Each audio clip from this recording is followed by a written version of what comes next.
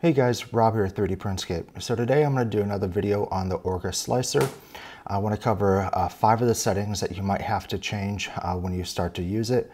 In general, I did want to say that I do think the default presets are pretty good, and for a lot of the prints you won't have to change these things, but depending upon the type of printer you're working with, you might have to make some adjustments, especially if you're getting into specialty filaments or if you're having issues with thin walls not printing or any type of random like bad quality issues. These settings can help. This video is going to be a little bit shorter, getting straight to the point. So with that, let's go ahead and jump over. But before we do, make sure you guys hit that like button and subscribe. All right guys, so I just went ahead and imported a hollow cube that we can use for an example. Like I said in the intro, there are 5 settings I want to go over. A lot of the default settings are pretty good actually with the newer slicers, especially with Orca, but there are some that you might want to change. So I'm going to go through some of those and talk about why. The first one's going to be the speed settings. I know this might be kind of an obvious one, but with a lot of the new printers shipping with Clipper and they're talking about all these speed limits that they can theoretically get, I think it's important to talk about where those settings are in case you need to change them. So if we go under speed, if you don't see any of these, you might not have advanced check, so just go ahead and check that. Here are your speed settings, so your first layer, outer wall, etc. So this is with my X+3. So this printer is running Clipper. Now, if I switch to my Ender 3, for example, you'll see that the speeds are much slower. So 25, 40, sparse infills 50. 9 times out of 10, the speed settings for some of these older printers like the Ender 3s and stuff are going to be just fine. I think it's going to be more important if you're just getting one of the new printers that are running Clipper that are saying like 600 millimeters a second and stuff. You're not going to be able to get those speeds with most filaments. And depending upon what filament you're using, you will want to reduce the speed. So these settings are pretty good as a starting point, but if you are seeing quality issues, I would bump them down just a little bit each time, run some sort of calibration for the type of print that you're doing, and maybe drop it like 10% each time. And that should cover what you're looking at. So more specifically, your walls and your infills, drop those down by about 10% and give that a try. If everything's working good, obviously you don't have to change these settings, but this has been something that's been coming up quite a bit recently, just like I said, because of the newer printers shipping with Clipper, and they're saying they can get these theoretical speeds, which I guess in a perfect scenario with a perfect filament they can, but if you look closely, a lot of them say recommended speed is like 300 or below 300 millimeters a second. So if you're looking for the speed settings, this is where that's going to be. All right, the next setting I want to talk about is going to be the infill pattern. Depending upon what you're printing and the strength required or the movement required, you might want to change the infill. So if you go under strength, you have your top and bottom infill, and then you have your actual infill. 9 times out of 10, you're probably going to use grid or cubic.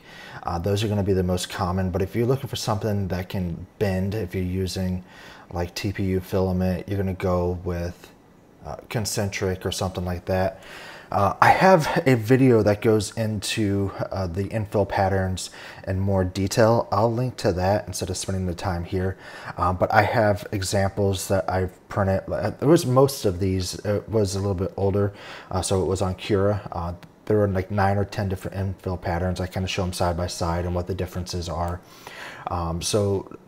Like I said, I'll link to that, but this is where your infill patterns are. Most of the time, you're not going to have to worry about it. The default settings work fine, but if you get into the point where you're wanting to change things up, you'll want to change the infill.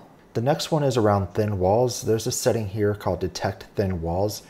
If you can read what's highlighted, I don't know if you can or not, but it says, it's detecting thin areas where it can't use at least 2 walls and then printing a single one instead.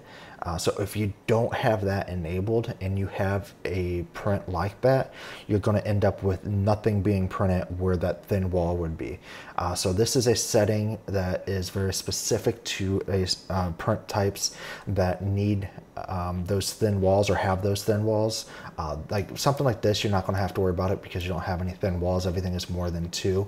So like if we slice it really quick, you can see there's no issues printing the 2 walls.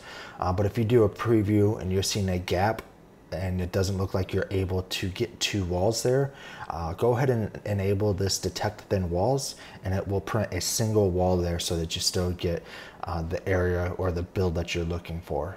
The next 2 settings I want to go over are in the printer settings. So if you go up to where the printer is and click on this to edit the presets, you can do that. Now that we're in here, we can go ahead and edit the next setting, which is Z-Hop. So if you go under Extruder, so there are really only 2 Z-Hop settings that you need to worry about.